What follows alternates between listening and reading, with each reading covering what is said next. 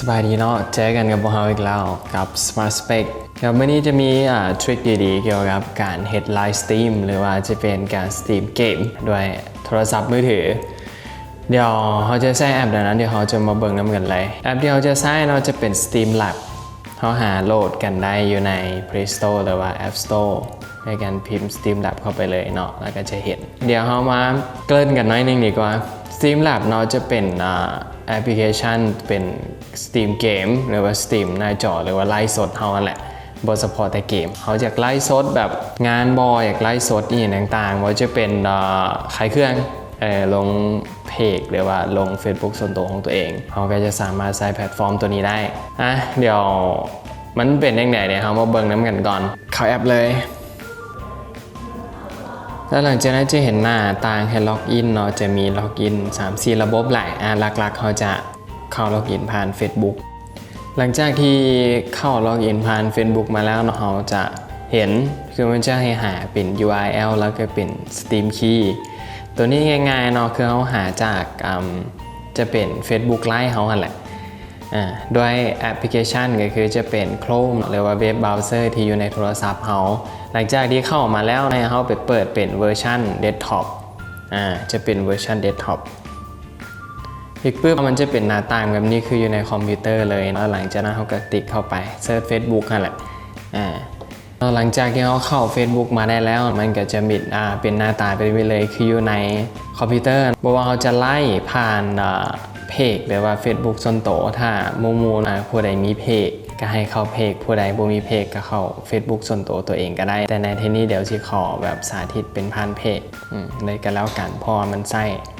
ลักษณะเดียวกันเนาะในการหา Steam Key หรือว่า URL เข้าปุ๊บเขาก็จะเห็นคำว่าสดหรือว่าอยู่ในFacebook ส่วนตัวเขาจะเป็นวิดีโอถ่ายทอดสดเนาะเขาก็กดเข้าไปเลยหลังจากที่กดเข้าไปแล้วเขาก็ถ่ายจากบึ้ดหนึ่งมันก็จะขึ้นเป็นหน้าต่างดำๆแบบนี้แล้วก็รอถ่ายมันประมวลผลแป๊บหนึ่งก็จะได้ประมาณนี้แล้วเขาสังเกตเบิกจะเห็นคำว่าเสื่อมต่อเขาก็กดเข้าไปเสื่อมต่อเลยแล้วก็ถ้ารอถ่ายแป๊บหนึ่งแล้วเขาก็จะได้หน้าต่างแบบนี้ขึ้นมาถ้าของมูผู้ใดเนาะที่ยังหาก็เข้าเป็นข้างในบีดเวอร์ชันไปให้คลิกใส่คีย์สตรีมแบบต่อเนื่องหลังจากนั้นก็กดคัดลอกเลยคัดลอกแล้วปุ๊บเนาะเขาก็เอาไปวางใส่ URL กดวางปุ๊บแล้วเนาะแล้วก็มาเอาสตรีมคีย์ตัวทั้งหลุมยาวๆนี่คัดลอกแล้วปุ๊บเขาก็ออกมาวางใส่สตรีมคีย์ตัวนี้แล้วก็กดเชื่อมต่อเลยเนาะ continue หลังจากนั้นขึ้นมาเขาก็ enable เนาะ camera อันใหม่กดอนุญาตไปเลยแล้วหลังจากนั้นเขาจะได้หน้าต่างแบบนี้ขึ้นมาเนาะจะเป็นหน้าต่างแบบสตรีมตัวนี้ใส่กล้องเนาะใส่กล้องแล้วคือเดี๋ยวจะมาแนะนำเรื่องการตั้งพวกบิตเรทพวกอย่างต่างๆแล้วความละเอียดโดยการคลิก3ขีดตัวนี้เราจะเห็นคำว่า setting เนาะเข้า setting ไปเลยแล้วจะขึ้นหน้าต่างแบบนี้ให้เนาะก็จะมีbroadcast setting เนาะเขาจะเข้าตัวนี้แหละคือมันจะมีเนาะ output resolution เนาะตัวนี้จะเป็นความละเอียดเขาสามารถปรับได้จนฮอด Full HD เนาะจะเป็น 1080p เขาสามารถปรับเฟรมเรทได้เนาะสูงสุด60เฟรมเรทเนาะต่อมาตัวนี้จะเป็นวิดีโอบิตเรทตัวนี้นี่ก็จะเป็นความขั้นที่ว่าอย่างไรวะลักษณะคือความลื่นไหลของวิดีโอที่เขาไล่หรือว่าสตรีมใน Facebook หรือว่าแพลตฟอร์มต่างๆเนาะในที่นี้เดี๋ยวขอตั้งอยู่ประมาณ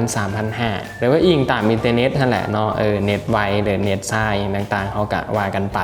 ปรับเปลี่ยนเอาก็ได้เนาะโอเคหลังจากนั้นกับโบได้มีอย่างแล้ว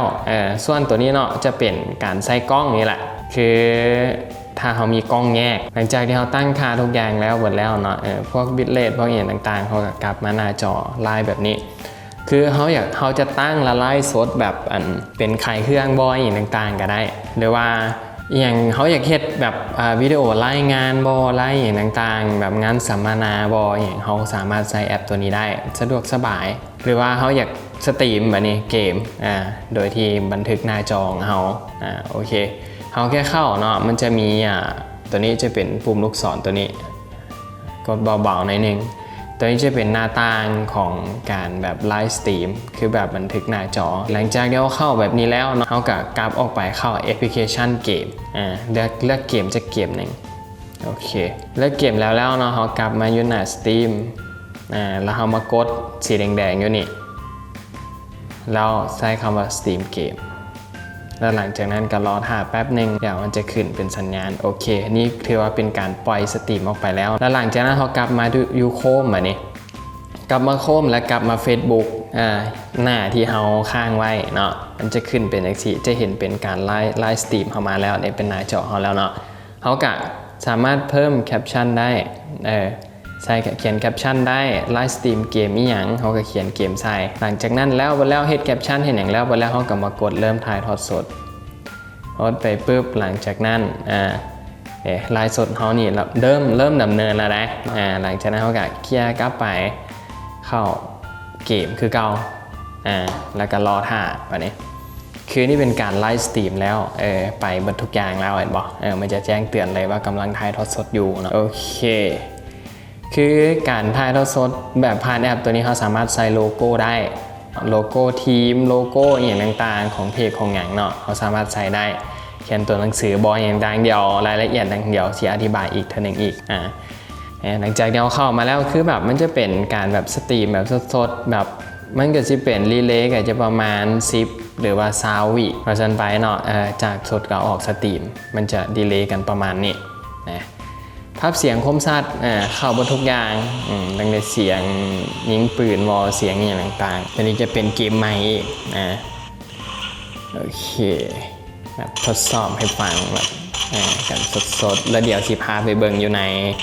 Facebook ว่ามันเป็นแล้วไหนนี่ง่ายๆเนาะเซตติ้งง่ายๆแล้วมันขึ้นน้ำอินเทอร์เน็ตเท่าแน่เวลาที่เราสตรีมแล้วมันบอกกระตุกเกมกับบอกกระตุกอีกเดี๋ยวไปทีละขั้นตอนลักษณะการเป็นเกม FPS แหละคือกันกับพวก PUBG อะไรอย่างต่างๆสตรีมได้ทุกแบบเนาะทุกเกมแบบบอสะดุดขึ้นทำเน็ตในเลยอย่าลืมเนาะถึงไหนออกมาไซต์แล้วเน็ตค่อยซ่าแบบลิ้นเกมแล้วก็ตุกสตรีมในน้ำอย่างต่างๆตัวนี้จะเปิดกล้องบ่ได้นะจะเป็นโซแบบกล้องเบิงคนลิ้นบ่ได้ถ้าเขาอยากให้มันโซเบิงคนลิ้นเราต้องมีอุปกรณ์เสริมก็จะเป็นพวกเว็บแคมบอยอย่างต่างๆที่ต่อพ่วงกับโทรศัพท์ได้ที่จะใช้อยู่ในแอปนี้